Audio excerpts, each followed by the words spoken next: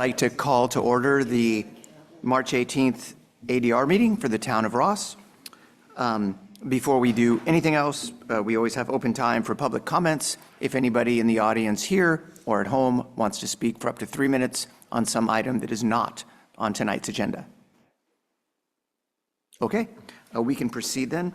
The next order of business is the approval of minutes from February 25th. I have read those and I recommend we approve them. I approve. Okay, so those have been approved. For those of you, do you guys want to do the introductions? Do you want to say your names? Hi, I'm Joey Buckingham. Mark Fritz. Steven Sutro. And for those of you who have not attended an ADR meeting before, the way that this works is when there's an agenda item, a planning project, the town does a short presentation, then the owners and or their design team does a longer presentation, during which point the ADR members may ask questions, clarifications. After that, we open it up to the audience. If there's anyone at home or here who has a question or a comment on the project, you can speak for up to 3 minutes. Once that is all done, we bring it back to the ADR for our recommendations to the town council. And the first project tonight is 47 Poplar Avenue. Alex, would you like to?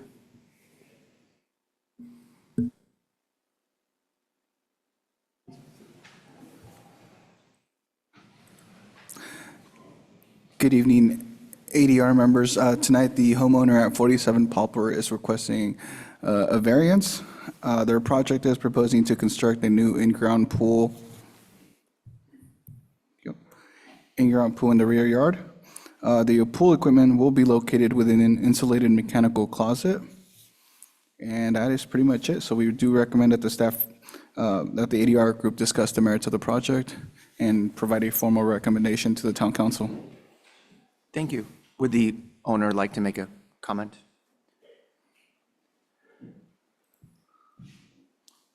Oh, yeah.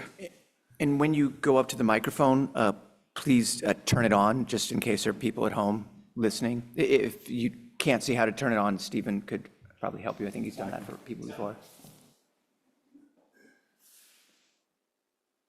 Mark, you said make a comment, but this is the time to present, right? Yeah, time to present, sorry. Okay, thanks, Alex. Okay, hello, everybody. First off, I'd like to say thank you to the ADR for your service to our town and for this opportunity to submit in our proposed project tonight. Out of the gate, I should also say that I'm not a design professional or an architect. I'm the homeowner. I do have some experience. I'm in construction industry, a general contractor, so I've found my way around these settings from time to time and work here in town as well, as have done a large project on our own house in 2017. I am joined here tonight by my wife, Sonia, my neighbor, Tim, who's been living in the house next to us for 30 plus years, and the neighbor to our north, Kyle, who I think is just wrapping up t-ball practice, and we'll head over here shortly.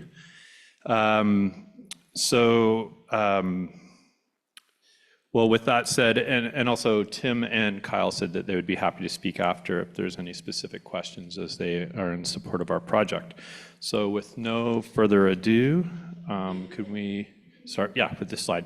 So this slide and the next slide is just to demonstrate the net reduction. So the red are the permeable surfaces we are proposing to remove in exchange for, and that's a driveway to the north, the top of the slide, and the red portion to the bottom is a concrete pathway on the south end of our house. The next slide, if you would, Alex. And the blue is obviously the pool, so that's the coping as well as the swimming pool itself, the permeable surfaces.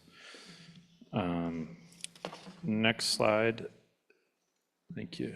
The development of our property is such that the footprint of the main residence takes up 50% of our total buildable area of the property.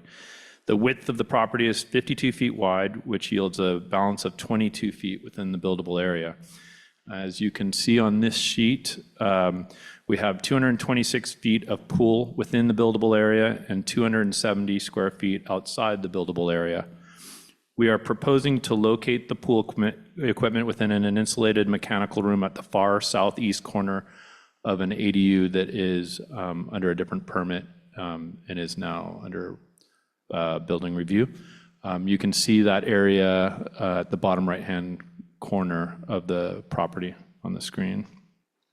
The location of this mechanical room was done consciously to mitigate any disturbance to our neighbors to the extent possible. I'd like to emphasize that our property is a little unique in that it backs onto the town tennis courts. This means there are no neighbors behind us, just to the sides, to the north and the south. On this sheet, I'm also providing distances from the pool coping, and distance of equipment within the insulated mechanical closet. Okay, next sheet, Alex. Thank you. We have located the pool here for several reasons. I'll give you three to start. Given the confines of the buildable area, there's very little else to consider. We wanted to have the pool at the greatest distance away from our two neighbors, out of respect for them. And third, we would like to maintain the patch of natural grass for a play area that is located between the deck and the pool. And so in shifting the pool east, we can maintain that area. Can you actually go forward? Actually, can I interrupt you before Yeah, you go on to please. the next slide? Yeah, On the back of the ADU, yeah, you show the pool equipment on the lowest of those four, yes, looks like storage closets Yes. in the back? yes. Are those top three also just storage? Storage as well, that's right, yeah. Is there a reason, and just because you specifically mentioned Yeah. you wanted to keep the noise down to your neighbors, is there a reason you didn't put that pool equipment in one of the two middle ones so it was slightly farther? Yes, we could do that.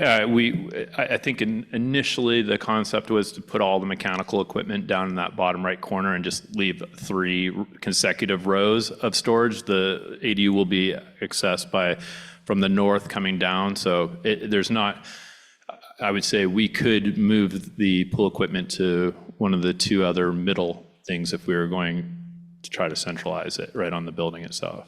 Okay, it might be somewhat quieter to the Yep, totally. south That's side a neighbor. reasonable comment, yeah. Okay, sorry, continue. Yep, thank you. I got my sequencing.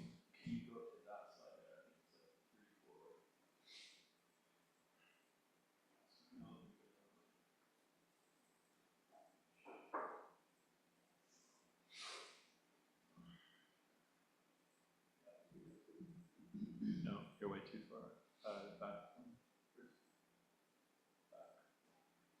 There, if you can hand back on this slide. So knowing that privacy is always an important consideration, I want to jump to this slide that shows our privet hedge. You can see it. The bottom right corner is what we planted a few years ago, and now we're up at 7 feet, and we expect to yield up to 12 feet out of that privet hedge, and that's found on both sides of the property.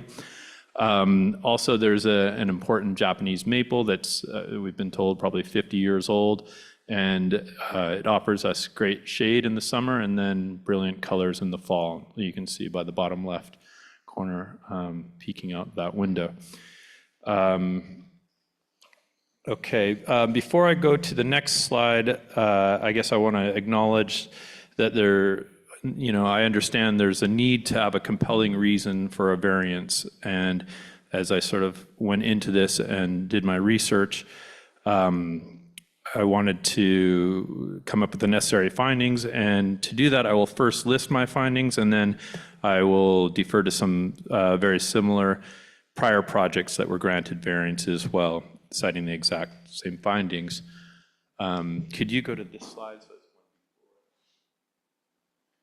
Yeah, and I didn't realize it was going to be so hard to read, but you don't need to read that writing there. I've sort of, so there are special circumstances, when we look at the reasons behind a variance, special circumstances, public welfare, and substantial property rights. For special circumstances, there are special circumstances due to the small size and narrow shape of our lot. Additionally, due to the existing development of the property, house and maple tree, we are limited to a small postage stamp within the buildable area, and there are no other reasonable places to locate the pool. I would also suggest that we have a special circumstance that there are no neighbors to the rear of the property, so less harm to others is had by moving the pool into the setback. Under public welfare, explain why granting a variance will not harm other properties. We have consulted with our neighbors, and they are here tonight with their support of our plan. We are proposing to push the pool away from their house. We are providing an insulated mechanical room for the equipment. We have screening in place. And again, important to mention, no neighbors to the rear yard, so no harm there. For substantial property rights,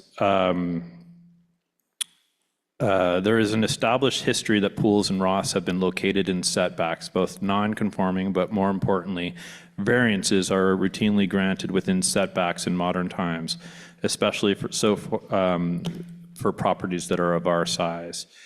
Granting of the variance is indeed necessary to preserve and enjoy our property rights. And to the next slide, if you would, I just will draw upon a few examples of where we've seen this occur in the last while. So in 2017, this is a project at 45 Bolinas Avenue. The Ross town planner provided a staff report citing the long history of pools and spas being granted variances and setbacks. In that table there, that's a little hard to see, at least for me, there's 10 projects that were all variances for pools and spas to be set in the setbacks. The planner then went on to write that this is consistent with the zoning at 45 Bolinas, have the same designation for our property, and that approving the swimming pool variance would not be a special privilege as supported by the table of variances being granted. And again, she had provided that list of all those prior projects that had been granted the variances. In that case, ADR and councils approved the project at 45 Bolinas. Next slide, please. Similarly, at 105 Bolinas Avenue in 2002, staff at the time suggested a special circumstance existed based on the constraints associated with the existing development of the site and placement of the existing house, and there were trees at the backyard that were going to preclude the ability to put a pool back there. Further down, staff then write in support of the project to state clearly that granting the application is necessary to preserve the right and enjoyment of the property. ADR and council approved that project.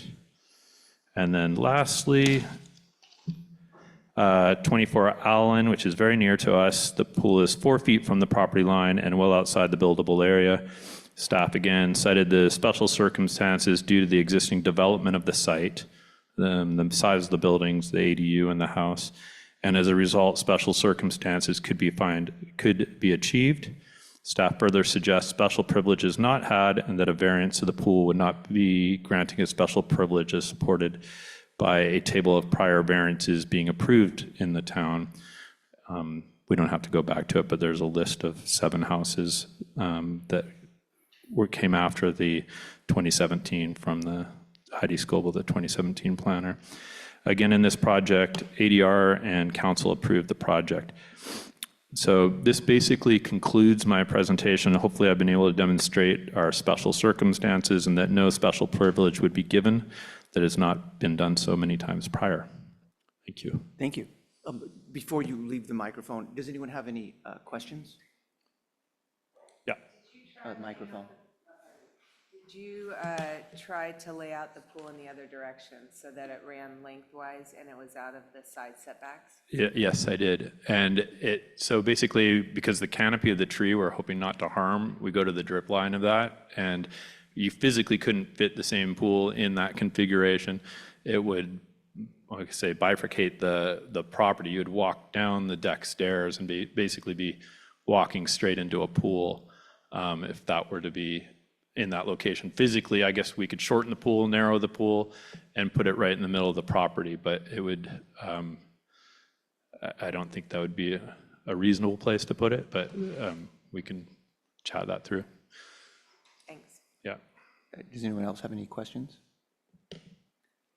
Okay, I'll open it up to the audience here or at home if anyone has any comments on the project.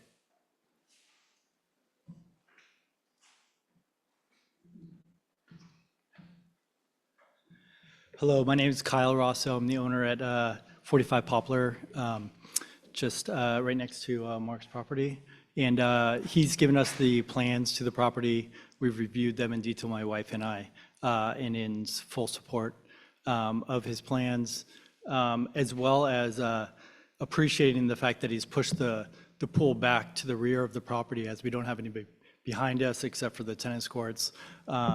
It's nice that it's not right in the middle like we just discussed. All right, Thank you, Kyle. thank you.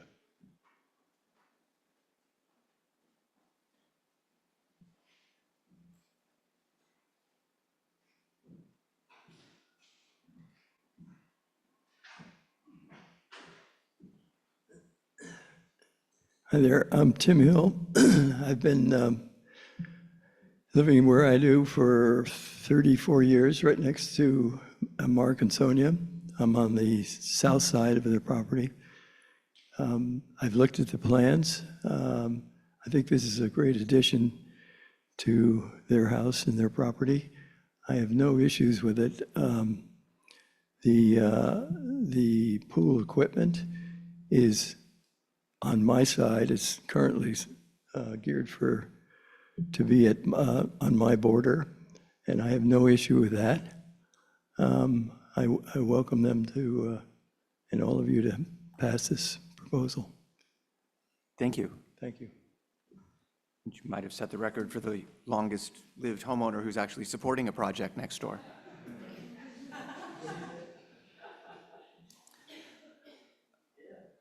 Okay, is there anyone at home who wants to speak on this? There's no one online. Great, I'll bring it back to the ADR. I'll go first on this one. I support the project as drawn. Normally, I would be a big advocate of not putting pool equipment in the setback.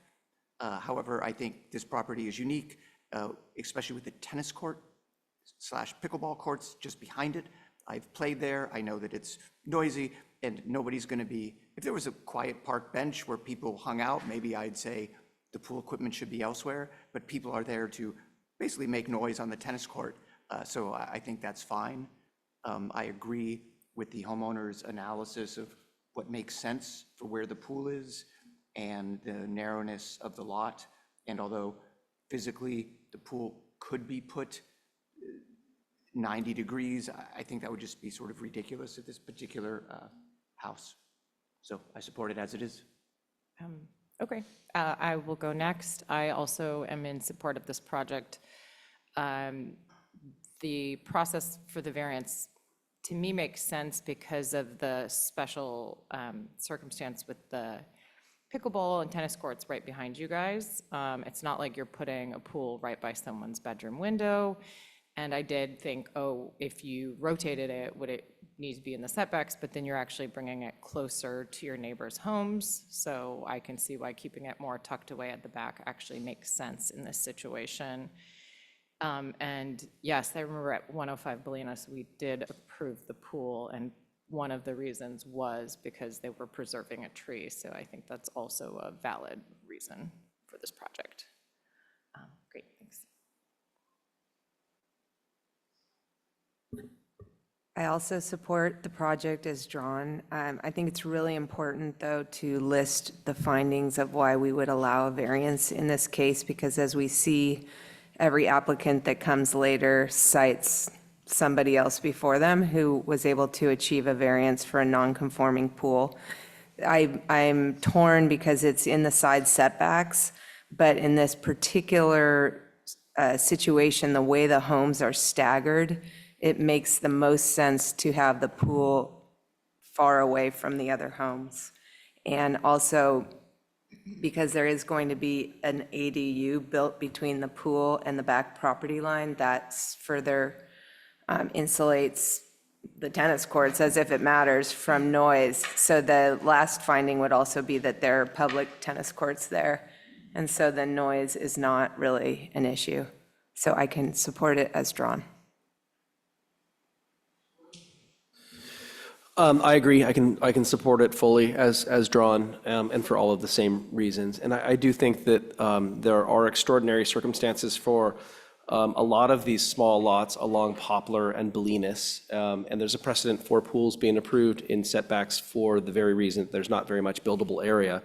And I think we should consider changing the zoning to change setbacks and create a different zone for properties of this size in this location. So for that reason, and that it backs up to the tennis court, and I think there would be no decrease in noise created by either the play space of the yard or the pool. I don't think there's going to be any kind of a perceptible change to the experience of the neighbors. It's really nice of them to support the construction, and so I think it's great as drawn.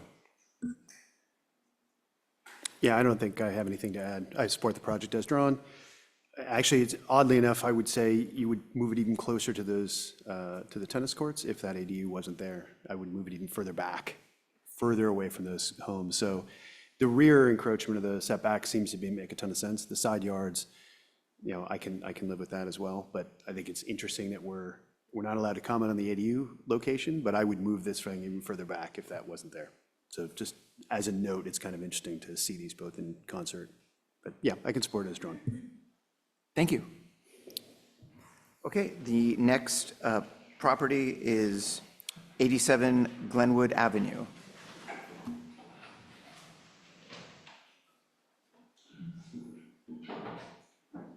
Good evening, ADR members. Tonight, the applicant at 87 Glenwood is requesting approval for a demolition, design review, nonconformity permit, and a variance.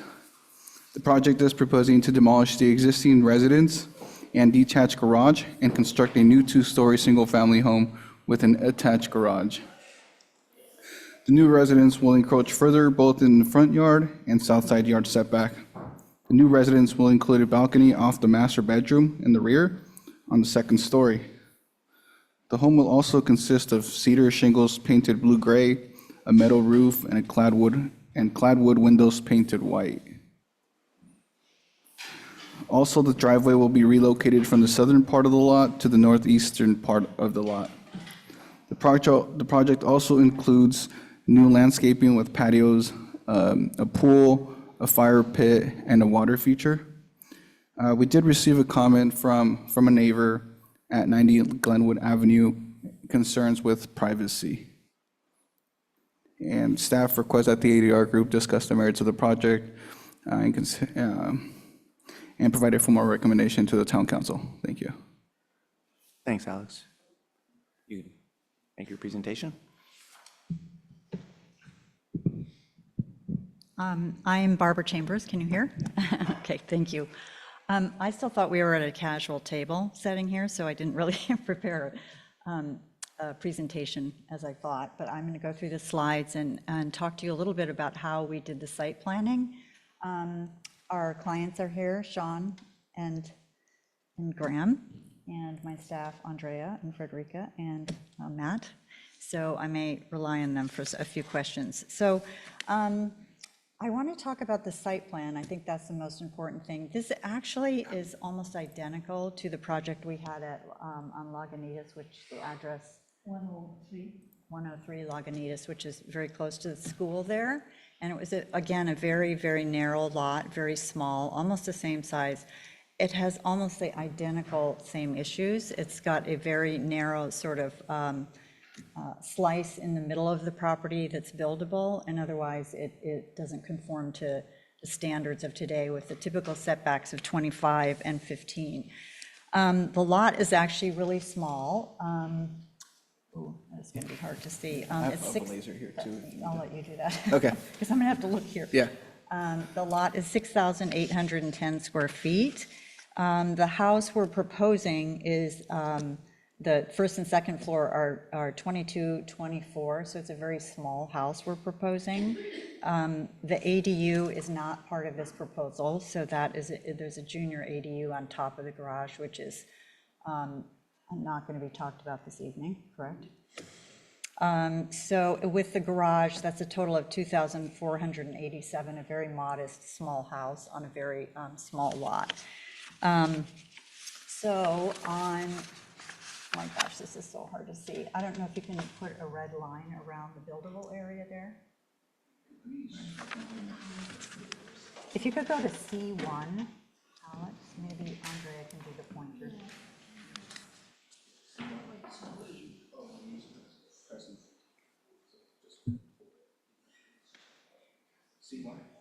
yeah, let's go to C1, because that's where I want to start.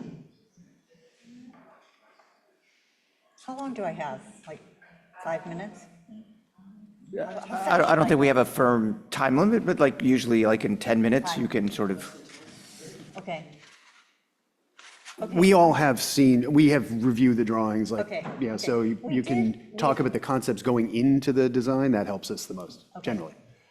we did look into remodeling this house. It was built in like 1912 or something, and we spent a good, I think, almost a year looking at ways to remodel it. And, you know, as most houses of this vintage, we decided that didn't make any sense. And also, the garage was sort of on the wrong side of the house. We've turned the garage and the driveway to the other side.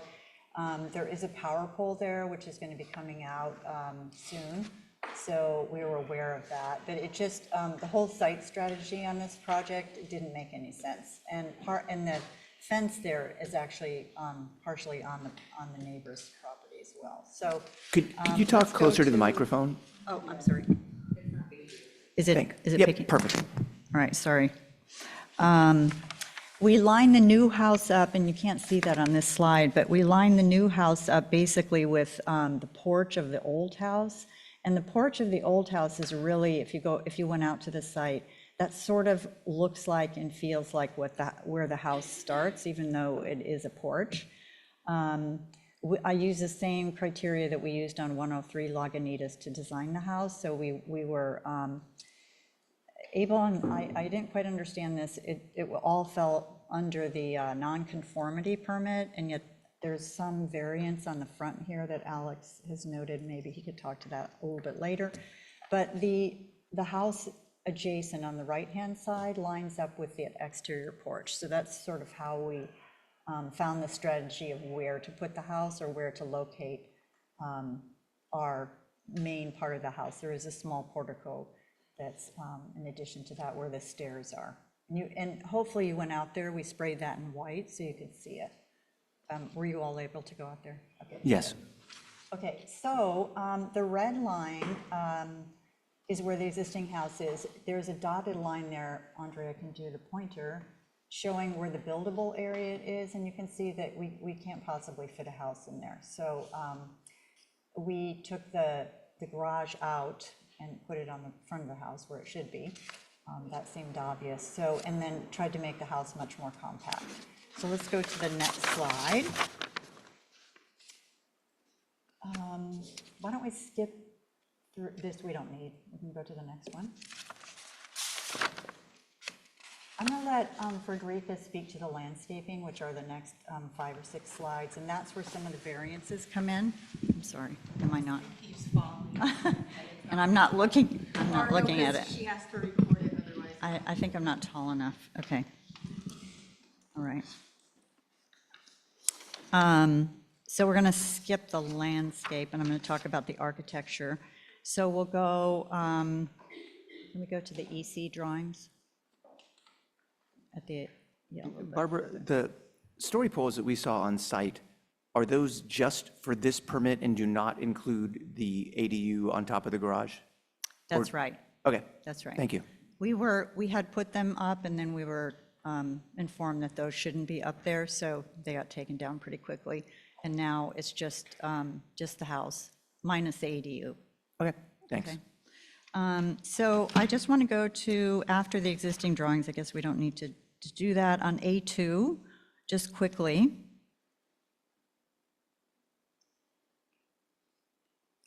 A2, there we go. Oops, one more, sorry. If you want me to go slower on the other sheets, I'm happy to do that, but I'm sure you've looked at the package. So this is, again, it's a very modest house. There's a small, very small living room, a nice sized garage, a family room, kitchen, dining, family on the first floor, and the second floor, if you go to A2.1, there's 2 bedrooms there, a nice master off the back of the property looking at the pool and the landscaping, and a second bedroom there. And then the ADU section there is not to be part of this application. So then if we look at A3, you can see our new house. Now this does include the ADU because I had to do another application for the ADU and cut that out, but we didn't cut it out for here. So the ADU is on top of the garage there and access through the back. So that, the story poles do not reflect that second gable. So you can see the existing and the new. They're very similar width, similar height. The garage is connected to the house versus being detached. We think this is much more attractive. The second page, a 3.1, and I'll skip because it's a side, so you can't see much of that. The back, a 3.2, again, does include the ADU. We're not talking about that today. So aside from that, there's a very modest back elevation with the family room and the master suite, basically, and the dining room to the left. And then the other side, I don't think we need to talk about. And I'll let Frederica spend the next few minutes talking about the landscape, unless you had some questions for me. Well, why don't we quickly go through the landscaping, and then we'll Okay, ask sure. questions afterwards. Oh, and just quickly, we have all the neighbors' support. I think there's one neighbor that is not in support, which you see the letter from, but otherwise, all the neighbors are completely in support. And I didn't ask if the clients may want to speak too? No? Okay. Good evening. So the landscape improvements, it's very well described in the staff report. In the front, as Barbara said, the driveway's been relocated to the north side, and the driveway's permeable pavers. So there's a new stone walkway up to the front porch, and then a side entrance to the south, and a new driveway gate and a new pedestrian gate. There's also a new side walkway to the back to the mudroom along the garage, and a trash enclosure. We've added a trash enclosure, which, given the narrowness of the lot, it was very hard to find a location, but that's the most convenient. And then going to the back, go to the next slide. So the swimming pool is the major element in the landscape in the back. We've located it centered on the back porch, centered on the doors of the house.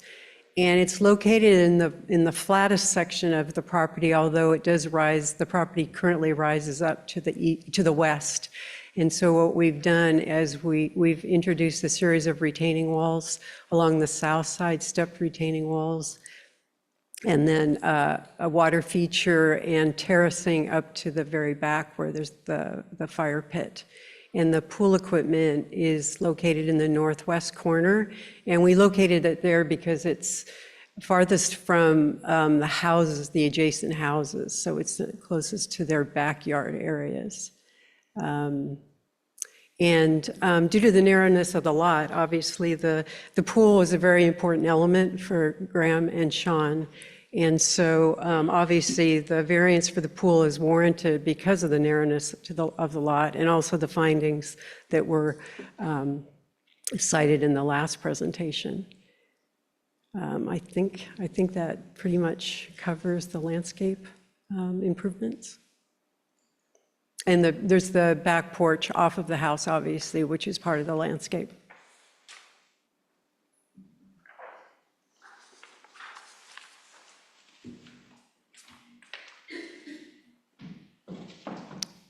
I'm just here if there's questions. Okay. Does anyone on the ADR have questions? I could start with one or two. Please. Barbara, on the southeast side of the property line, there's a jog in the fence that doesn't follow the property line? And I'm just curious if you could explain what's going on that particular front half of the lot.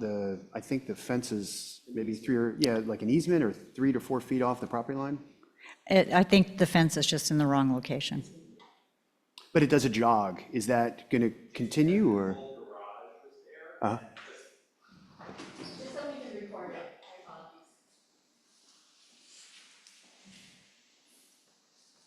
Yeah, so I can explain that. What? Oh, sorry, Graham Ober, owner. So on the south side, where the existing garage is, there's a fence that goes from the back of the garage to the back of the property line. The fence jogs out because the driveway is on that side of the house right now, And when the owner of the house to the south, Chris Kelly, put in her fence, she had it jog in so that the person who lived there before could open their car door on that driveway. And so that's where the existing fence is now. And she is okay with us replacing the fence where it is actually placed now. But that's the reason why it's jogged. Gotcha, thank you. Okay, I didn't know that. I knew it was off the property line, but I didn't know the whole story, so. Any other questions? Sure. So the house is getting a lot taller and then stepping closer to the street. So I'm just curious, had you explored not pushing it closer towards the street? We thought that it made most sense to sort of line it up with the line of the other house, which we did, and we took the front of the house basically in line with the existing porch, which that to me is where the massing of the existing house sort of felt like it started. And since it didn't, since the neighbor to the south, it didn't really affect, and we just basically tried to line up with the property adjacent and our existing porch. If you can see it on here where the porch is. and we've lined- I'm looking at a photo. Oh, Yeah, I'm yeah. sorry. So, Yeah. but that house is also one, like, it's Yeah. lower, right? And then this Yeah, is getting a lot taller and closer. So Yeah, I'm if not you- sure, is that like the most relevant thing? You can see it, I think, on A 3.0.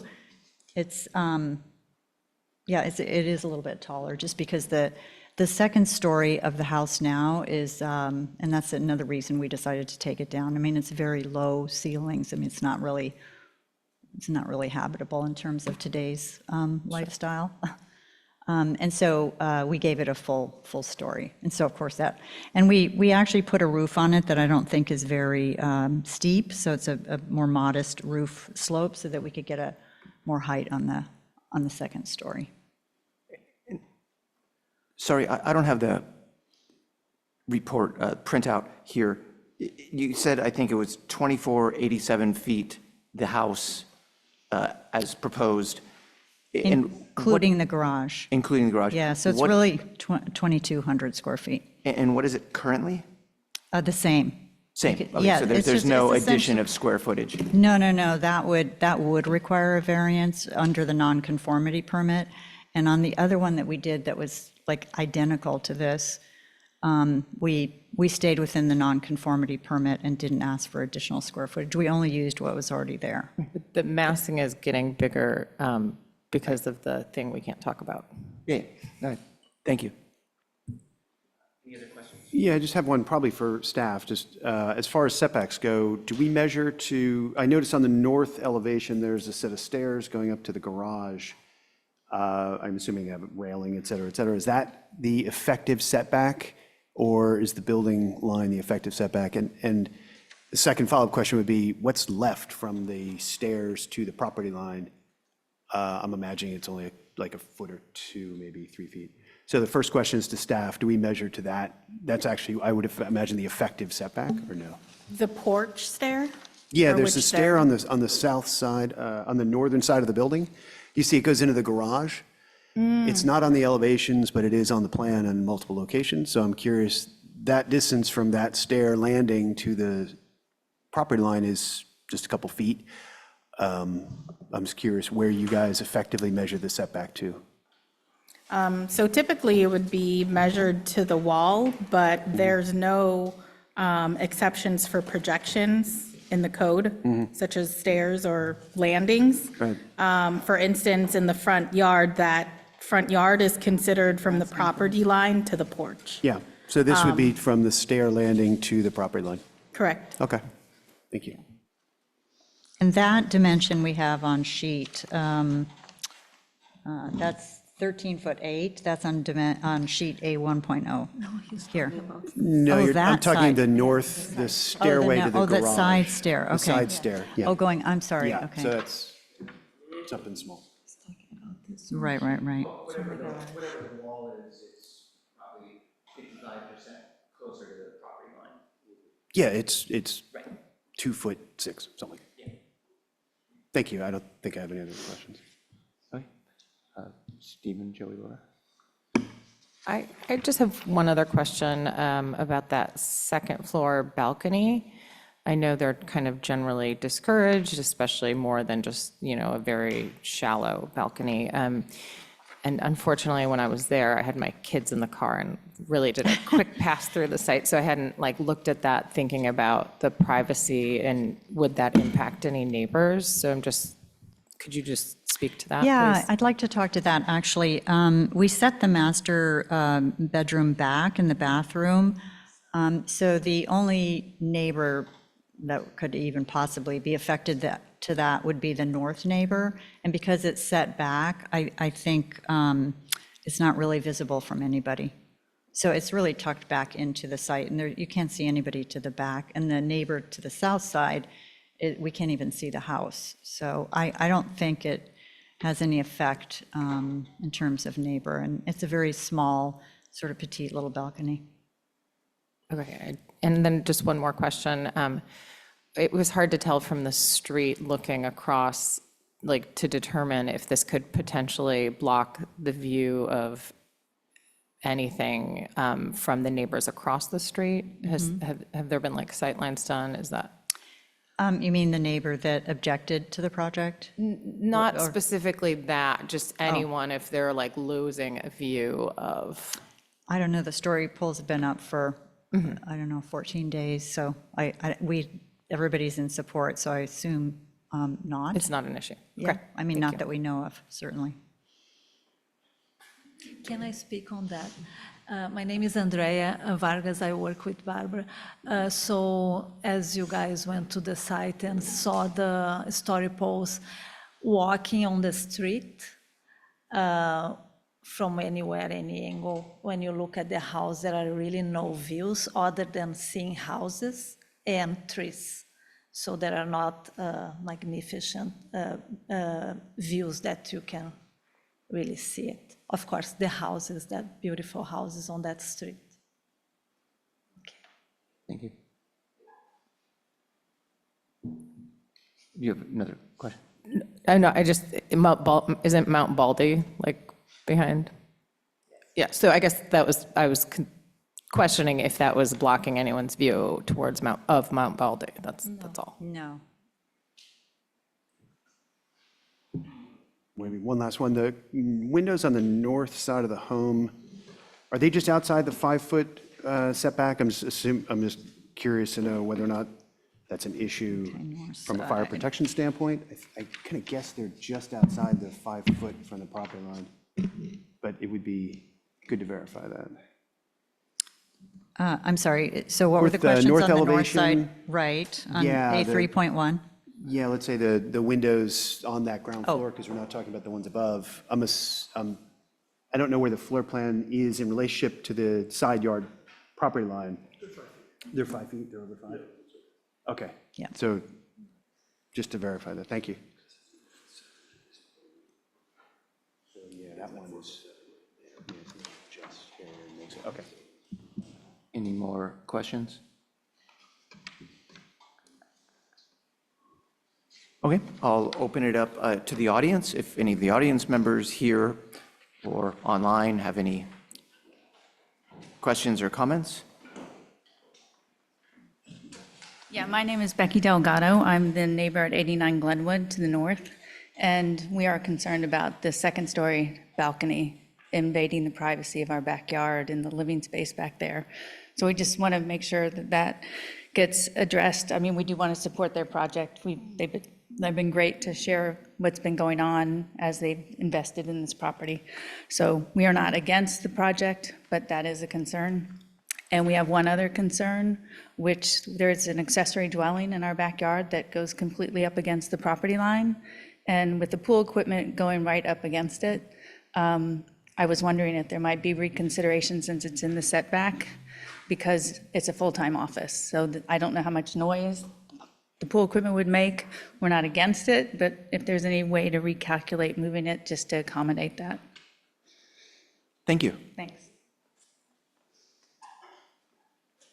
Is there anyone else in the audience or at home? There's no one online. Okay, I'll bring it back to the ADR now for our recommendations to the town council. Who would like to go first?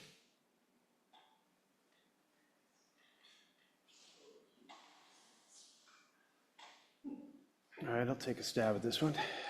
All right, so number one, I recognize it's a very nice design. We've seen 103 Lagunitas, beautiful home. It's one of my favorite homes in Ross, as a matter of fact. So I like this aesthetic. It's really quite nice. However, with that said, I think we're missing on the massing here. So I recognize where this is pushing into the front yard, kind of, and you're trying to align it to the current porch. I have a different view of the mass and the bulk, essentially, from those neighboring homes. And the way I'm seeing that, if this was a one-story block that was at that front porch, I think I would be fully in support. But the double height facade looms over the street, in my personal opinion.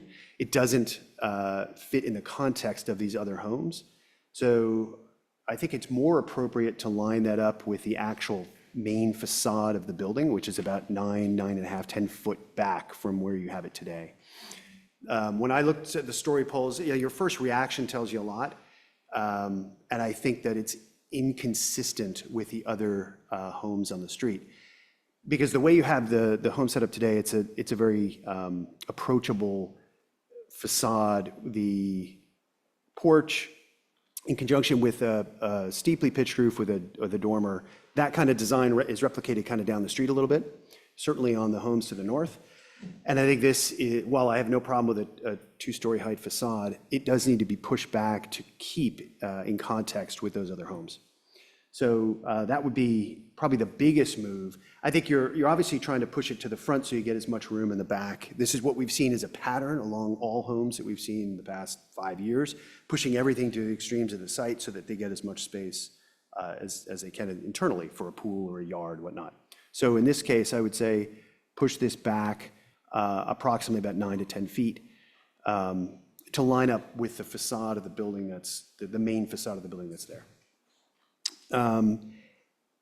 I think it's probably also a little wide on the northern side. So that setback over there is awfully tight. I recognize it's a narrow lot and you're looking to match essentially where the building is today. There were a couple conflicting numbers around 4'7", 4'4" on different drawings that I could find. So I would encourage, we don't look fondly upon homes that encroach further onto already an existing variance. So I would say match that northern property line, the northernmost building line with the current one you're setting forth. I think it might be just off by a couple inches. I think it's awfully tight on that north side yard setback, especially when you add those stairs in for the garage. So I would encourage as much as possible to pull the building a little further to the south, also because you have more distance to the neighbors on the southern yard, right? The southern yard is much more grand, the home is further away. The northern property line is the one that's the most tight. And we can call a spade, we're gonna see a second story blob up to, an ADU that's up there. So the further you can pull that back, the better. I think about the landscaping in the back. I think that the pool enclosure for the pool equipment looked extra large. I would say even in comparison to the one we just saw this project prior. It shouldn't be in a new home in the setback adjacent to someone's property line and their accessory dwelling unit. So I would get that out of the setback if possible, incorporate it within the building, or at least pull it closer to the setback lines. It seems large, so I'm assuming that's not only just pool equipment, it might be pool storage as well, but I'm not sure. We didn't see any drawings on elevations of that. So I would get that out of the rear yard setback or the side yard setback at least to respond to the neighbors' concerns as well. Second story deck, I think as long as I've been on the ADR, we kind of frown upon those. I recognize it's a very small one. It probably will rarely ever get used. My rear neighbor has one. It rarely is ever used. However, with that said, I think the privacy concerns are real, and that's why we generally discourage those. So I would also recommend eliminating that second floor deck. In the same vein as the northern setback, on those stairs that go into the garage, just to be very accurate on how much the setback really is. The southern setback also has those 2 fireplaces that are bumped out. So just, and they're fine, I think those work. But just to be accurate on the submittal, those are the real setback numbers, not the main facade. The front gate, we generally recommend those to be 50% transparent. I think this is probably closer to 70% solid. So I would recommend just pulling that top bar down a little bit to make that upper piece a little more transparent. Saving their comments. I think that's it for the moment. The trash enclosure is kind of a fence, so I think that's probably fair to keep against that fence line on the northern setback. So I think I could support that being in the side yard setback. So I think those are my initial comments. Thank you. Who would like to go next? Mark pretty much described a lot of the feelings I have about this house. It's beautifully designed. It's a very attractive home, but it just looms over the street with the 2-story facade. And I don't feel that there's a real hardship for it having to break the 25-foot front setback. I do think there's a hardship for the narrowness of the lot, and therefore I can see keeping in the same footprint as the old house, but I don't think there's any need to push it forward, especially given that it has such a vertical facade. I think all of the houses on that street have front porches and they have 1-story facades, so that softens the experience of the home from the street. It's not just a straight vertical wall. And this property, you could basically take this beautiful home and just push it back and then rearrange the landscape features in the back. I would much rather see a pool that's breaking the setback and way in the back than have this home 11 feet from the street at 2 stories. So that said, also, we are fairly negative on 2nd-story balconies and have been for the same reasons of privacy. And so I wouldn't be able to support that. But mostly I pretty much agree with your comments that it's a lovely home. It just needs to be pushed back. And I'm sure that's why the neighbor felt that it was kind of looming over her. Thank you, Joey. Laura, Stephen? I don't have that much to add. I agree with both the 2 members that already spoke. I don't see a justification for a front setback here, and I think because the massing is being given shoulders with a taller, kind of more prominent 2nd story when compared to the massing of the type along the block, that it's all the more important to either respect the front setback, or I was thinking either apply for no front variance, or if just a porch extended beyond, I think I could support that. And I would especially be in favor of if that porch extended across the length of the facade. If there were a single-story unenclosed porch, I think that would help with the massing, even it being stepped back. I think that would be friendly to the kind of pattern along the block. And what else? The fire pit in the rear is something that we just don't approve congregation spaces outside the area of buildable area. And so that's being pushed all the way to the edge. I don't find a cause for. I think you could shift the whole building back, add a porch or not, or extend the porch, shift the pool back, and I think there's a good precedent set for that. But in addition, to have another congregation space 3 feet from the property line seems a bridge too far for me. And I agree with the terrace on the 2nd floor, or perhaps it could be made narrower in length with a little bit of integrated planting or some sloped roof or something, and be more Juliet-y or just a little bit smaller. And I think that could be middle ground for that. It's very handsomely designed. The landscape design is beautiful, and the house is beautiful. I think it's great, and I totally support the project generally, but I think we need to see it again with a modification relative to the front setback particularly. Thank you, Steve. Laura? Yeah, I kind of agree with most all of the previous comments.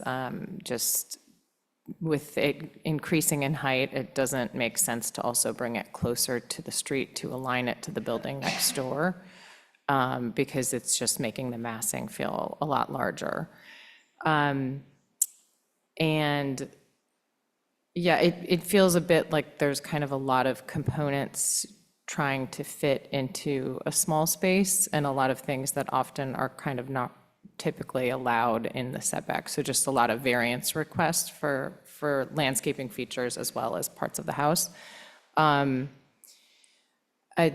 pool equipment, I feel like maybe if the house gets moved back, that could look into integrating into the house somehow. So it's not an additional structure back by the property line. And then I guess that patio space that Stephen was just talking about, something similar kind of already exists. So maybe I could see that being justified because there's already some like platform there. But perhaps, yeah, the pool equipment I think should be looked at again. Okay, thank you. Laura. So I Sorry, and I think what was said before about the balcony becoming a little bit more narrow might help. Yeah, thanks. I agree with what my colleague said about the massing in the context of the street. The second-story balcony shouldn't exist. The front gate should be 50%. The fire pit should not be in the setback. And I don't think the pool equipment should be in the setback either. And I'm just one thing to add about the pool equipment. I don't really care that the neighbor has something built in the side yard setback because I never want that to take away someone's property rights, but it just shouldn't be in the setback period in a lot like this. It could be, I think, having it attached to the house somewhere where it's not in the setback would be much better. Thank you. Laura made a good point about there being an existing terrace up at the rear, and Mark pointed out to me on the site plan. And so I think for clarification, maybe we could give clear direction on whether we think that's okay. So there's an existing thing, and usually we try not to exacerbate an existing nonconformity, but there's an existing nonconformity here that is larger or the same size as that area. So given they're reconstituting the whole lot, or do we encourage them to pull that in, or can we give them more clear guidance? Because I'm muddying the waters here for them. I saw that and I felt that it was kind of like for like, other than it now has a fire pit. If it's a terrace, usually we don't even let terraces be in the setbacks like that. So I could just let it be and obviously improve it. One thing it just occurred to me, and everybody can correct me if I've got this wrong, it seems like you could bury the pool equipment. You're going up all these steps to get back to that area where the pool equipment and the little terrace is.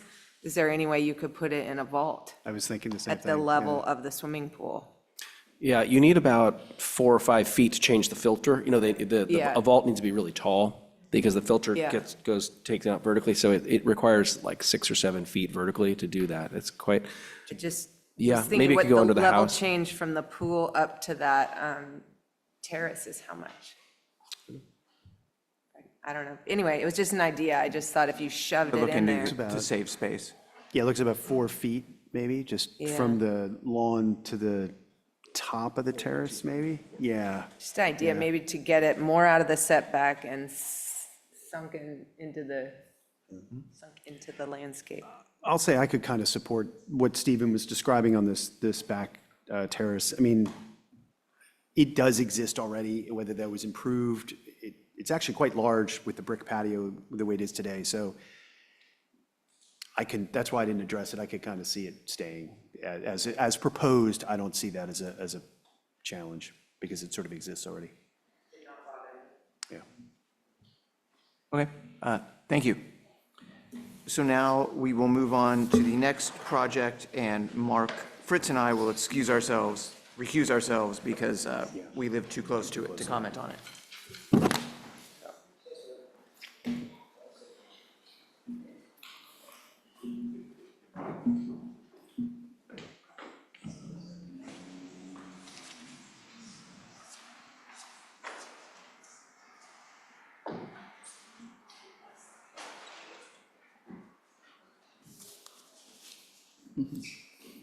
All right.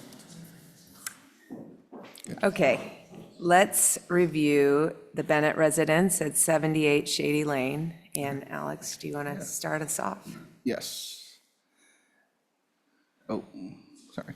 Good evening, ADR members. Tonight, the applicant at 78 Shady Lane is requesting approval from the recommendation to the town council, for design review and a variance. The project proposes an amendment to the approved by the town council on January 12, 2023 to reduce the foyer by 7 square feet and relocate 6 square feet to the northern bay windows. The project will also raise the structure to 29 feet 6 inches to comply with FEMA regulations. This is elevations, okay. And will also rehabilitate the landscape throughout the lot, incorporating a fire pit and a water feature in the front yard, and a pool and spa, patio, and outdoor kitchen in the rear yard. The pool equipment will be placed behind the proposed garage. And we did receive comments from the neighbor at 1 Locust Avenue concerning the landscape plan and also the placement of the HVAC unit. A variance is required to allow for the outdoor kitchen, pool equipment, patio, pool and spa in the rear yard setback. Staff requests that the ADR group recommends, discuss the merits of the project and provide a formal recommendation to the town council. Thank you. Thanks, Alex. Would the applicant like to present the project?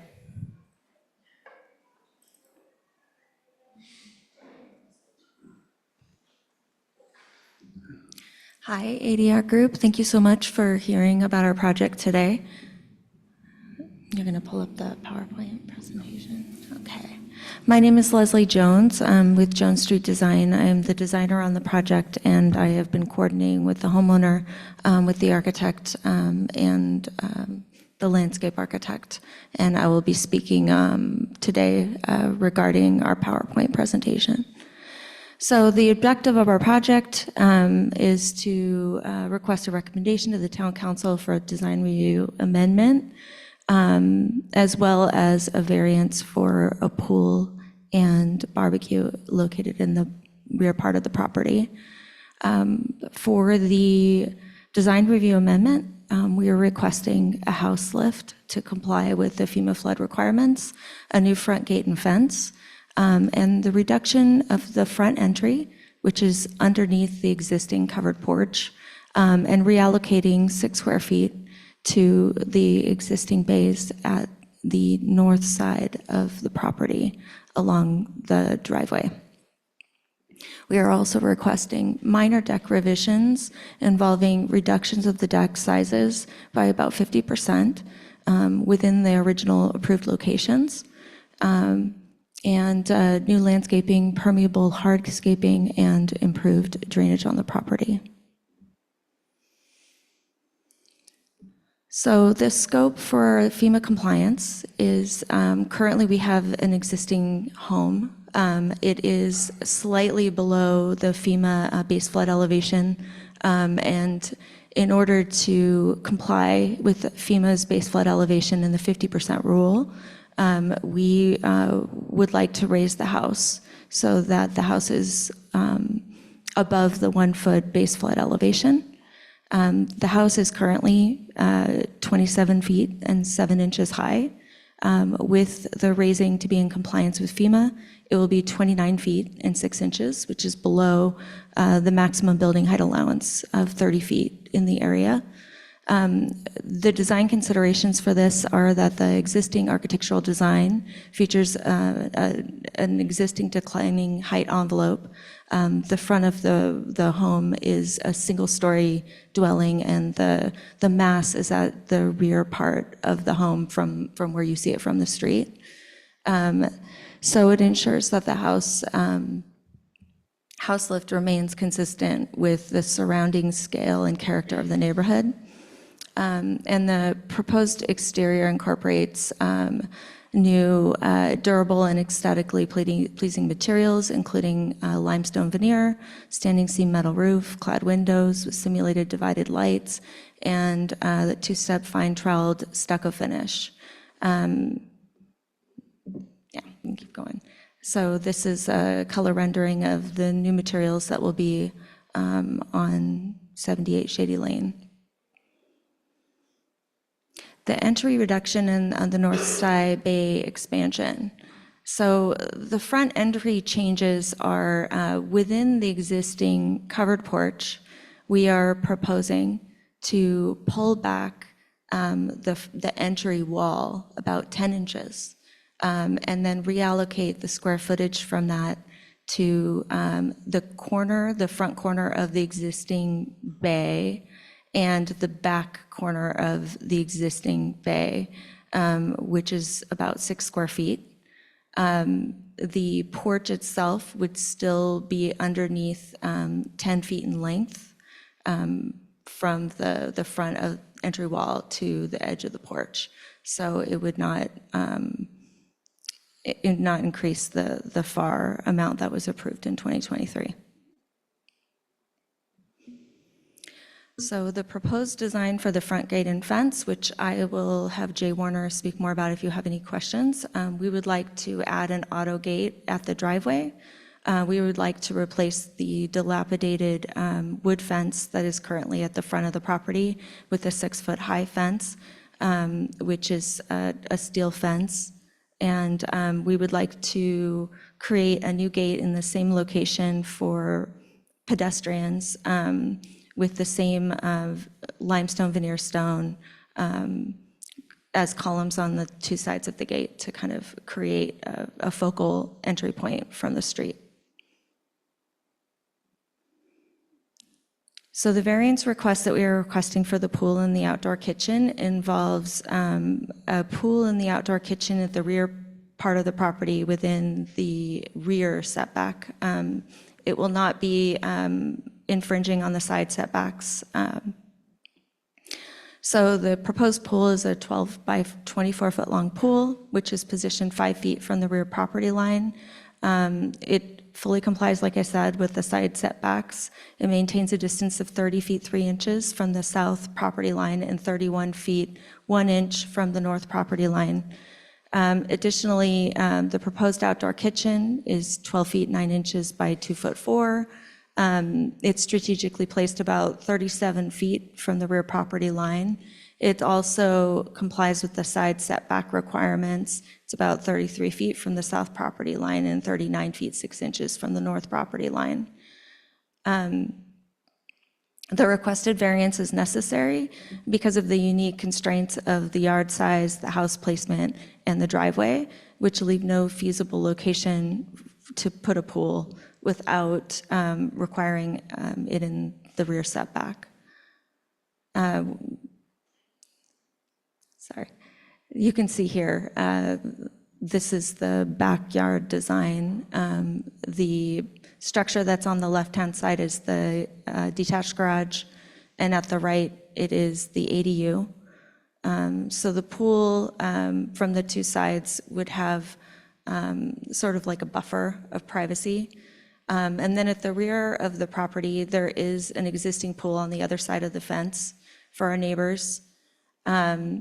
And also at the left on the north end property line, that is a driveway which goes to a garage up at the back there. So the pool equipment is 6 feet from the property line, but behind that is a driveway and a garage of our neighbors.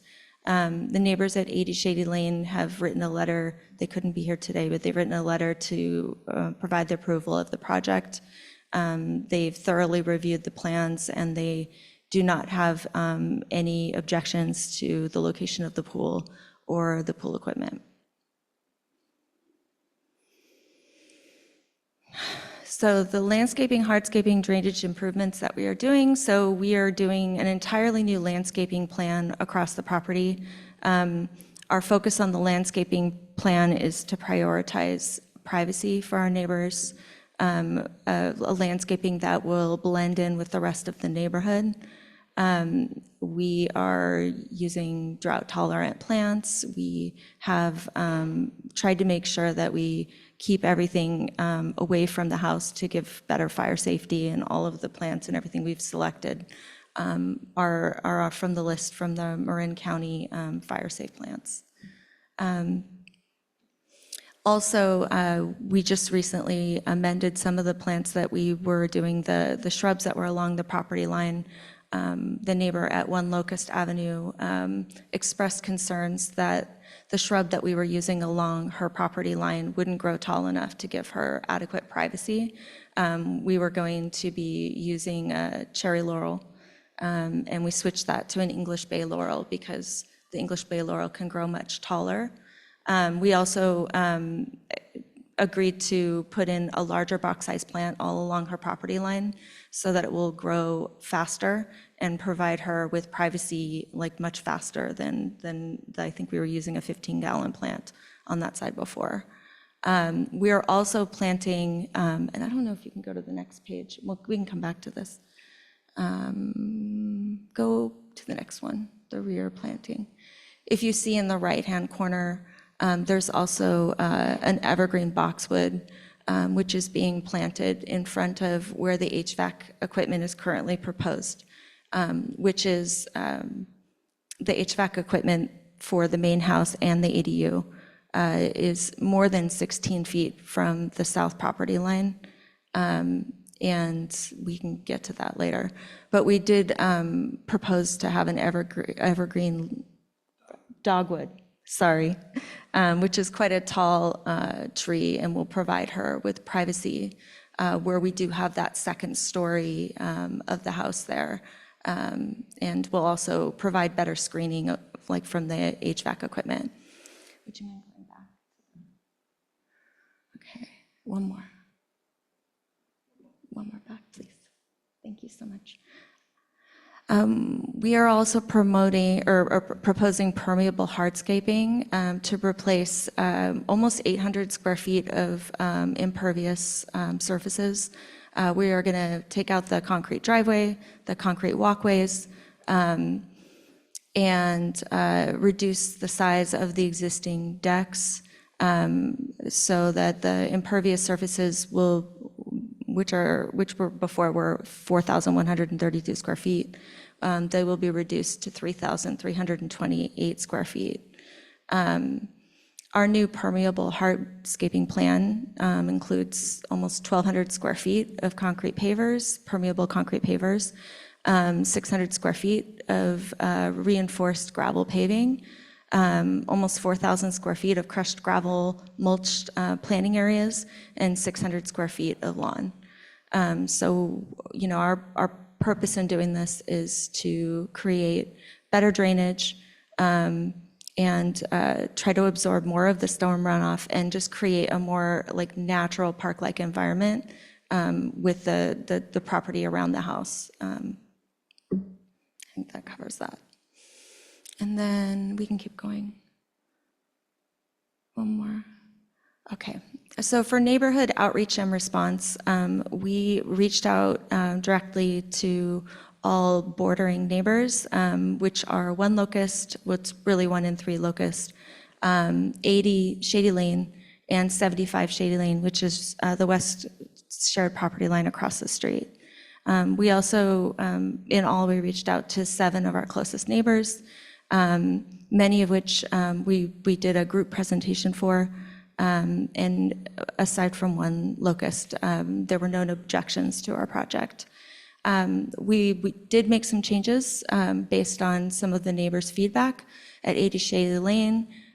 We discussed drainage improvements, including French drains around the garage and the ADU, and adding a drain along the patio of the pool area. We also discussed doing, again, a larger box size shrub and more shrubs along their neighboring property line. And we agreed that we would be selecting very quiet pool equipment for the pool equipment behind the garage. At 75 Shady Lane, this is an ongoing request, but she would like to see if we can transfer the existing redwood tree on the property, which we have requested to remove, and transfer it into her property. So we will work with Public Works and tree companies to determine if we can do such a thing. Excuse me, we don't have to go through each Oh, neighbor okay. and the outreach and what you guys discussed Okay. unless there are problems. No, I mean, the only, That are still existing. Okay. We would like to more focus on the design and then the request for variances. okay, absolutely. The only outlying problem that we still have not been able to resolve is with the location of the HVAC equipment with 1 Locust Avenue. She wants us to put it at the rear part of the property. Unfortunately, the new HVAC equipment is tall and it has to be 5'3" off of the ground, and it interferes with the locations of windows. So we did suggest that we can move the HVAC equipment further down on the same wall that we were going to put it at and kind of wrap the corner with it. Could you show that, the specific issue, could you show that in plan? Yeah, let's go to, if we go to the site plan, I can show you exactly what we suggested. It's on the real, like the actual plan set.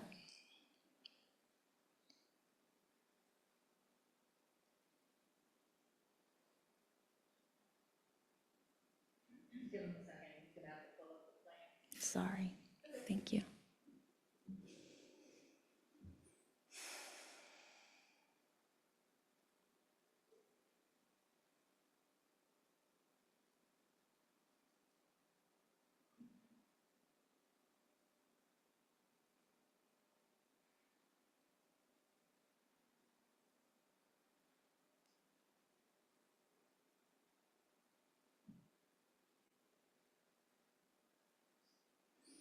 Okay.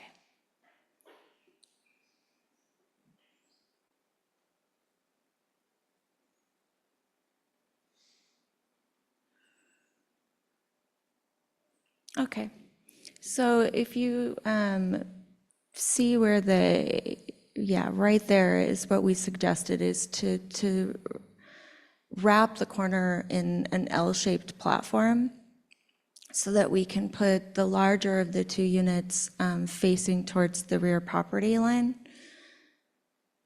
And the smaller of the units, which is the ADU compressor, was originally supposed to be along the north end of the ADU.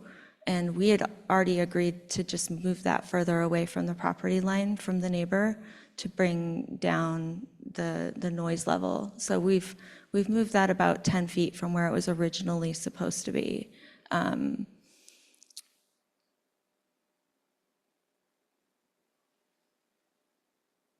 Were there any other locations explored on the whole property where you could put that? So if you go to the elevation, the main issue that we are having is that these are really high units because of they have to be up above the FEMA flood zone, and they are interfering with windows. So, you go back.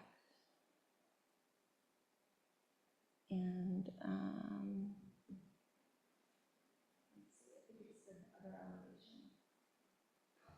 yeah, could you just scroll down? There we go.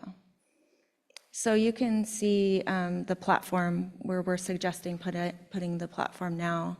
And you can see also that where she wants us to put it, which is on the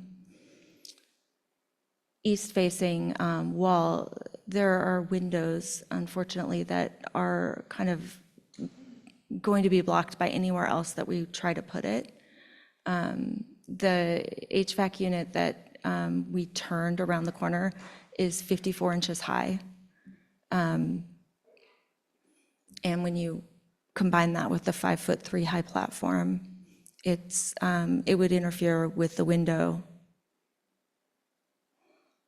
But is there anywhere else on the property where it would work? No, not really. I mean, you have a driveway on the other side of the property. You have the street-facing side of the property, and there's not anywhere that you can put it there. Again, we are more than 15 feet away from the property line where we currently have it, and we have selected units which are 52 and 53 decibels, so they're quiet units. We deliberately upgraded them to make sure that they weren't going to be as loud. Okay. Roberta and Alex, what's the decibel that's tolerant at the property line? 55 decibels. Okay. Do any of the ADR members have questions of the applicant?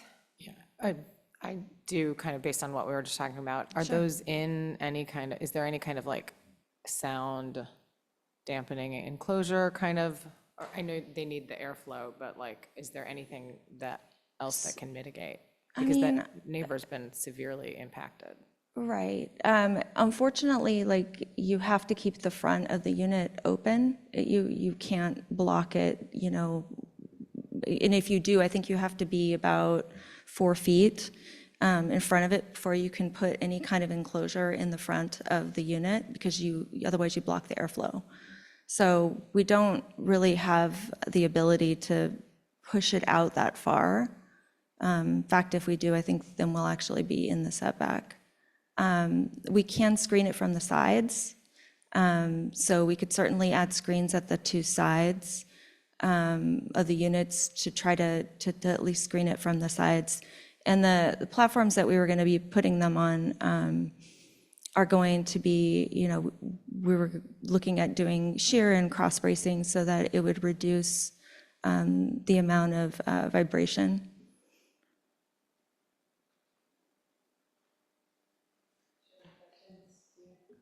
Okay, go ahead. A couple questions. Let's see. So when did we learn that this project required a FEMA lift? Was that halfway during construction or something? And we know it's 50% the value of the structure, so was it misstated, or did the project overrun the budget, or what happened? What's the history of not knowing when we approved the project originally that it would require a FEMA lift? So staff did explain that 50% value to the applicant and let them know they'd be limited to that. And if they didn't want to be limited to that 50%, that they would have to lift it. They tried really hard to get it in there, and maybe they could have done it, but they would have sacrificed the finishes, they would have sacrificed design elements, and they didn't want to do that. So they decided voluntarily to go ahead and lift it so that they wouldn't be limited to the 50% valuation. Great, thank you. Did the, Yeah, of course. When the homeowner here, Heather Bennett, purchased the home, it was understood that, you know, we were going to be doing an interior renovation. The stucco was not supposed to be removed, and, you know, we didn't believe that the house was in as bad of a condition as it turned out to be in. When we started the renovation, we learned that there was severe house, like wood rot, like inside the framing of the walls. There was much more termite damage than was initially thought. Just from opening up the walls from the inside, you could see everything. There were foundation repairs that had to happen from settling because of, you know, issues with like probably flooding and expansive soils through the years. It is a very old house. This house was built in 1903, I believe. There was asbestos in, I think the asbestos was in the sheetrock There was lead in the paint inside the house, outside the house. We had to do full abatement of the entire house. It just started adding up. We tried to save the chimney, and we continually sent pictures over to planning every time we found a new issue that we had to address. And these issues that we addressed had to be addressed. They impacted the structural integrity of the house, the air safety. I think that's enough Okay, on that thank subject. you. Thank you. I totally get that. I understand what happened now. And so 80 Shady, which is the lot immediately behind, they support this plan with the pool, et cetera? Yes, they do. Okay. And then could you describe more the choice? So what was approved was shingles on top and stucco on bottom, and actually horizontal siding at bottom. And can you explain the choice of stone and then 2 stories of stucco? Yeah, those were aesthetic choices. The homeowner wanted the house to not, I think that the horizontal siding, for instance, kind of made the house feel kind of short, and she wanted to elongate the house and make it feel a little bit more stately aesthetically. And also she wanted to maintain a lot of the natural architectural details like the eaves and some of the wood details. But those look like they're being simplified or removed. It's a simply like streamlining and simplifying the existing design. Okay, thanks. Those are my questions. I'm just trying to understand, the pool equipment is also on an elevated platform? Correct. At the rear of the garage? Yes. And is that something, because I know we talked a lot at the original time this was approved about the screening behind the garage, so it wouldn't like be something that the neighbor had to, really see. Would the units be visible to that neighbor? So there is screening that is going to be going all along the property line in the form of tall hedges. So over time, you will not be able to see the units, but the units are currently tucked under the eave at the rear of the garage. So they're currently visible. It's also our understanding that if the pool equipment is above 55 decibels, that we would be required to cover the pool equipment with an enclosure, which we are amenable to doing.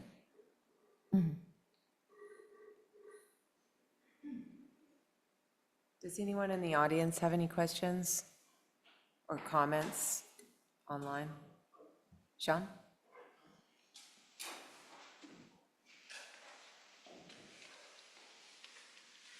Good evening, board. My name is Sean Svensson, and I'm here with my wife, Nancy, in the back. We live at 84 Shady Lane. And I just want to say, before I say anything, that every time I come in here, I am so appreciative of you, of what you guys do. There are no easy decisions, and you put yourself out there and really have the best interests of the whole community. So I just want to say thanks for all your volunteerism. I have been to the property, to the open house, and we generally support the applicant's requests. I think we're actually 2.5 houses away. I say half because there's a long driveway that leads to the house in the back between us, and that doesn't really count in my mind, but as the crow flies, we're really 2 houses away.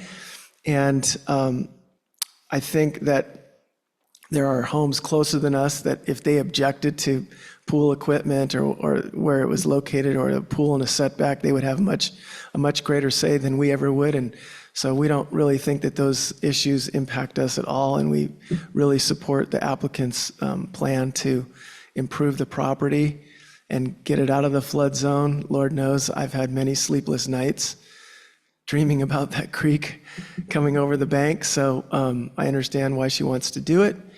And just generally speaking, I think it's a solid plan, and we would be in favor of it. I would have written all this in an email, but I didn't get around to it. So thank you again. Okay, who would like to go first? Do we have any other comments online or? There's no one online. Okay. Laura? Stephen? Yeah, I mean, I think it's a little bit unfortunate, the sequencing that we approved something based on the heights given at that time, and now it was already kind of a privacy and light and view and massing issue, and then to now be like taking that same design and then lifting it up higher is difficult, but I can understand why the applicant would like to do that. I guess for me, the main, two things. It just feels like trying to squeeze too much into a lot that just does not allow for it, to me.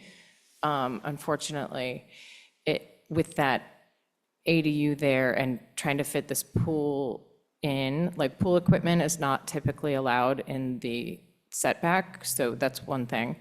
But the pool is 5 feet from the property line.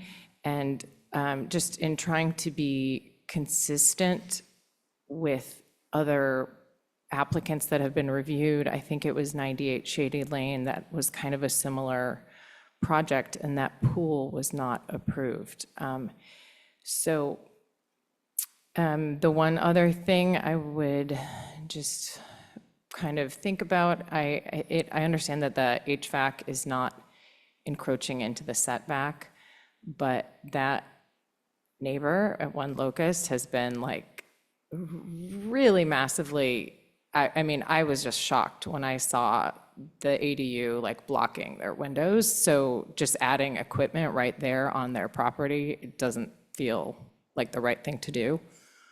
And then the one last thing, I don't know, is the 6-foot tall steel fence transparent? Yes. Okay, is there, the 6-foot thing is for deer? That's, the 6-foot. Sorry.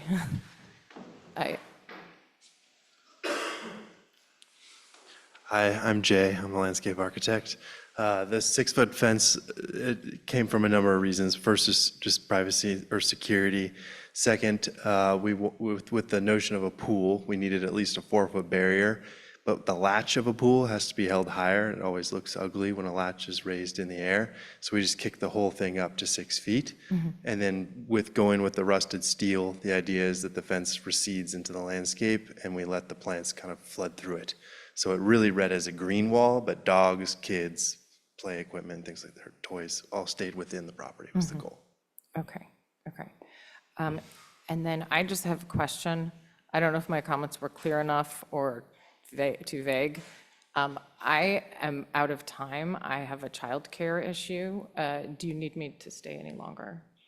Just, we need you to vote on this. We need your full opinion, and then Stephen and I can. I think you should summarize whether you support the lift. I think they're, Okay. I don't know if they're in an impossible jam, right? So you have to say whether you support it being raised by 2 foot. And this is a approximately. separate owner from the project that, okay, sure. Then, and it's an insurance issue, right? I think if you have to spend more than 3%, you're required by law to lift it. And would you have approved, or do you want to make any suggestion about materials or detail And I now know that you're it out has of to be time, lifted? but I would just say I am the new owner. I have 2 small kids. One of them has sensory processing issues, which is another reason the water is so important to him. So it's not just a party pool. We're getting this, it's proven therapeutic. And so I agree with you. It's a courtyard, it's a tight space, but the neighbors behind us who are most impacted fully support our project. Their pool is on the other side. We talked about putting a gate in. They're lovely. And so I know that the pool equipment is there as well. I wish Janet and Peter could be here because they really support our project and they want us to be, neighbors. I just want to add that in because I know it was the previous owner had a different vibe being a flipper, and we're very excited to be moving to the community and being a part of it. So I just wanted to throw that in. Okay. So I guess since I unfortunately am not able to stay to continue the discussion, I guess for the raising of the house, I would support that. And Yeah, I'm not really able to support the pool. I'm just trying to be consistent with other projects that have not been accepted, unfortunately. Do you have any design comments on the fence, the changes. gate, the changes, the swapping of the 6 square feet, the front, any of the materials? No. Okay. Okay, go. Okay, Do your I'm baby. sorry. No, that's okay. I'll go. I can definitely support the raising of the house because I don't think you have much choice. And I wish we had known about it when the whole thing came through the first time because it probably would have made a difference on the house that we approved. Regarding the square footage swap. I have no problem with that either. I don't think it materially affects kind of how the house is perceived. The finishes that are proposed, I actually have a weird reaction to half of the house being stone and half of it being stucco. And I was wondering, that can be kind of successful sometimes when it's kind of a connecting part of a property, or it's like a special wing or something. Something on this just reads a little wrong to me, and I was wondering if you had considered, instead of that, making a stone base around the entire house. We did. About the same amount of stone. We did, and Leslie, you might want to speak to this too, but to accomplish the same thing, I don't know if you have the picture, instead of wrapping it around the house, because it kind of looked weird, we did a planter in the front, so it will give the same kind of visual impact. If you took the right side, which is now stone, Yeah, the right side, and just instead made the whole base of the house stone, all the way around it, with stucco the above whole it. front, you mean? Just, do you know what I'm talking about? Yeah, and I have another suggestion about the materials too, Okay. because a sticking point for me too. So Okay. maybe we can dialogue about it. So that is, I can't quite get my arms around the materials issue. The fence at the front, the gate, it looks like chain link to me. It looks very harsh on the street, and it's too tall. I feel like when it's right up against the street like that, it should be held down to 4 feet and maybe put hedges behind it. And then the gate at the driveway should have a more welcoming sort of it still could be quite modern, but it looked very severe, it kind of has a chain link feel to me. But those are my comments. And then the pool, unfortunately, I cannot support. It's way too close to the property line. And even if the neighbors support it, it goes against all of our setback rules, and it's very close. And that property feels already very overbuilt. So those are my comments. I'm an outlier on the pool. I can support the pool in this location. I know it's really tight, but I feel like all of that space is currently used by courtyard or play or outdoor congregation. It's where you would have, entertaining, that kind of thing. So I feel like the pool doesn't make more intense the use of that area because this lot is already basically half a lot, and the rear half, which should be open space, kind of butting up to neighbors, is not that contextually. It's a pool, and the other kind of intense use is butted up against this intense use. So you have 2 against and 1 for in the pool. You could take that majority advice and remove it from the plan, or you could proceed to the council and see how they adjudicate that. I think that's your right to do. So I don't know what to say with our conflicting advice about that. But so I apologize that we're not all consistent on that. I can approve support the swapping of the square footage. I can support lifting the house for FEMA. I wish we had known about it because we would have probably kind of looked at the massing differently. I really think that one of the things, I think that the construction is, at least from my perspective, is going well. I'm sorry that you're running into this FEMA thing, but it's really beautiful. The outriggers on the roof are looking great, and the craftsman detail is really admirable, and so I'm stoked by it when I drive by, and congratulations and thank you for doing that. And part of that, to me, the original charm was the split material where it's, I think, shingle on top and stucco on the bottom. I like that two-tone craftsman-y feel. I feel like the stone is out of character and out of step architecturally with the craftsman feel of the home, and I'm not excited about that proposed material. You know, I like two materials, but I liked it vertically because it helped break up the verticality massing of the thing. And here we are approving it 2 feet taller. And so I'm even more kind of excited about the original proposal of two materials and them being particularly wood, because wood is craftsman-y and those outriggers look cute and all this stuff. So I can support, and the fence I could support. I know it's really industrial and kind of a juxtaposition against the craftsman architecture. I think that if you could use gallon sizes that support foliage that is at least 4 feet tall or some such thing, not just little seedlings that suck for a long time, then and really have it go through the fencing and swallow it up, then I'm okay with that. And so maybe I would make that a recommended condition of approval if you're going to proceed with that material, or you might take the suggestion to de-industrialize it. But I think it's okay if it's swallowed by foliage. I think it's a cool kind of counterpoint to the craftsman, but it better be real green in that thing, as you're saying, and then I think it would be successful. I meant more the auto gate. Uh-huh. I'm okay with the. Is the auto gate the same thing? It's a steel frame with open mesh? Steel frame, open mesh. Got it, because it's never going to get green. I'm fine with the Got it. barbed wire fence along the sidewalk. But there's not going to be growing green on the moving auto fence, is what is auto That gate. will always be. Yeah. So maybe some consideration for her comment would be good. The mechanical equipment is in the area where it's supposed to be. There are shrouds that can be closer than 3 feet. They're baffled shrouds, and so you could consider that. You could look it up. They're expensive. Maybe that's something that you could consider. You're supposed to keep open space, but these can be right next to you because they suck the air in at an angle, but they baffle the noise. They're kind of cool. I think that's it. I will also add, I do feel that the neighbor at One Locust has been so affected by this. Their whole experience of their home has changed. So whatever you can do to make something better for them. Now what's there is being lifted up a couple feet and stucco. I mean, what would you like to say about the shingles? Did you get rid of those for, why? Just preference, if it all has to come off, if the stucco had to be removed from a waterproofing perspective and rot perspective, then now they're making a new choice about what the exterior cladding should be. And I would just add, we didn't go through all the community outreach, but at the very end, you'll see a very long laundry list of what we've done, because when I bought the house, the ADU was 4 feet longer. So I shrunk it so her window wouldn't be blocked. I mean, I really am doing my best for moving higher windows, making them smaller.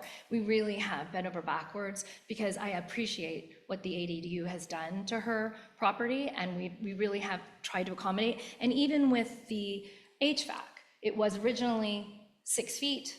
Now it's, all the way against our house on a platform. Baffling sounds great. We really are trying our best to make the impact, not add to the already permitted impact that exists. And I just would ask you to reconsider about the pool, but I don't know if you will.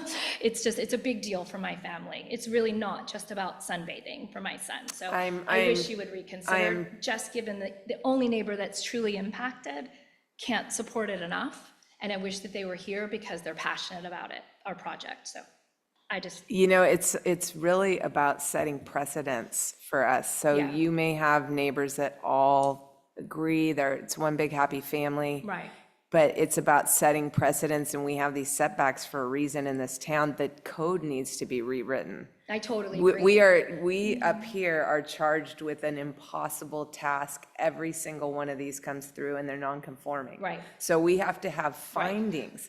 So I don't have any findings why you have a hardship and you need to have that pool.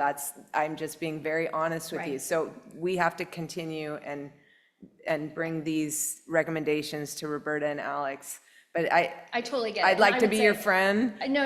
I totally hear you. Precedent is my life because I'm a lawyer and I get precedent, but there are exceptions. And I think the pool that was in here earlier spoke to the variance reasons that they were justified in having the pool. Yeah. Our lot is not that different.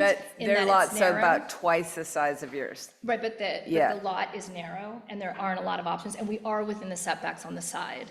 And the back of the Yeah. property, while impacted, it's still 5 feet away. I mean, I hear you, but I just would like to make sure that I'm making my case before you that there are extenuating circumstances Right. beyond just a setback. Right, I do situation. hear you. Joey, you're being too nice. Usually we just close down the public comment, so it's okay. Well, but my first I don't time, wanna- so my apologies. No, that's okay, but Joey's being put on the spot, and I Yeah. feel badly. that- No, I was just trying to. I hear you. And I think, I thought it was to kind of have an opportunity to speak, so my bad. no, it's Sorry. okay, it's okay. And yeah. May I I ask understand. one question This is how about I feel. the, That's fine. It's, I'm upholding the town code, or trying to do so.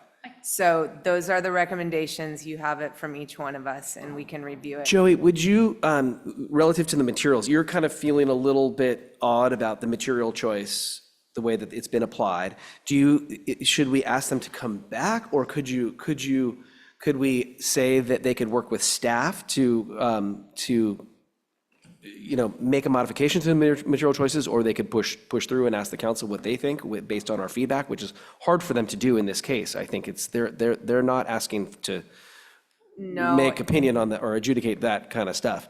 We also have 3 different opinions on the materials, so it's not something I'm going to hold you to. I just felt that it looked funny to me. This stone looked funny Yeah, for some reason. I can say that I would not approve it as submitted relative to the material choices and the locations of those materials. I mean, I don't like the way it looks, so I preferred when there was something that was harkened back to an old shingle house with some sort of a base and shingles up above. The stone can be very pretty if it's used in the right way. It doesn't feel right to me. I don't want you to have to go back through ADR, but, I mean, what would your recommendation be for materials? I don't want to tell them what to put on the house, but I feel like the lifting it 2 additional feet makes that volume even taller. And so having it continuously stucco, particularly on the 2 elevations, you really see kind of, it accentuates the height.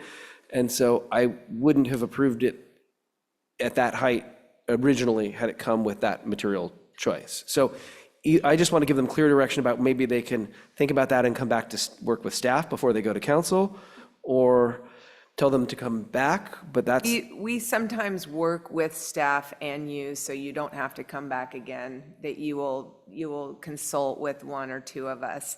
I will point out something that really bothers me about just what you were saying. The proposed south elevation compared to the approved south elevation, it's a 2-story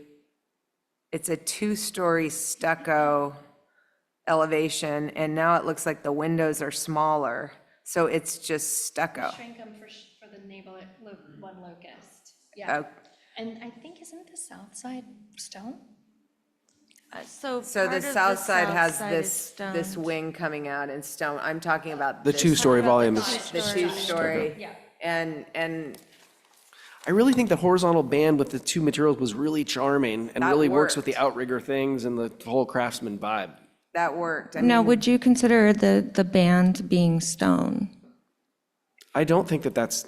No. I don't think that's consistent with the eave details and the architecture No, that I you're think- working with. No. I think you even had in the approved plan, it had a little bit of a flare. Cute. You know,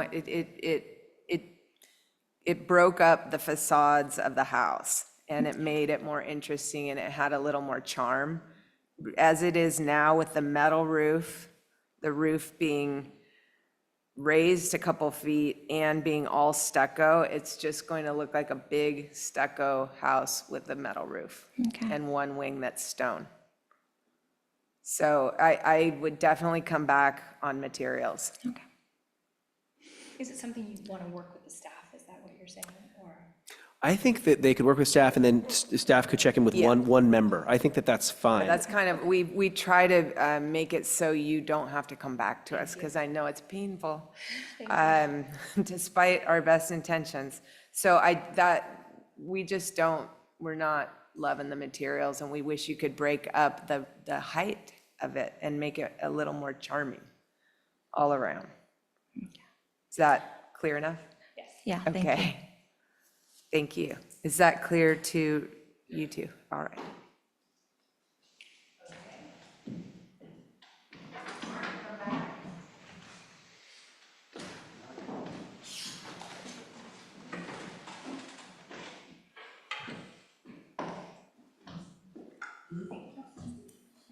Were there any other communications to the ADR? No. Great. I recommend we adjourn the meeting.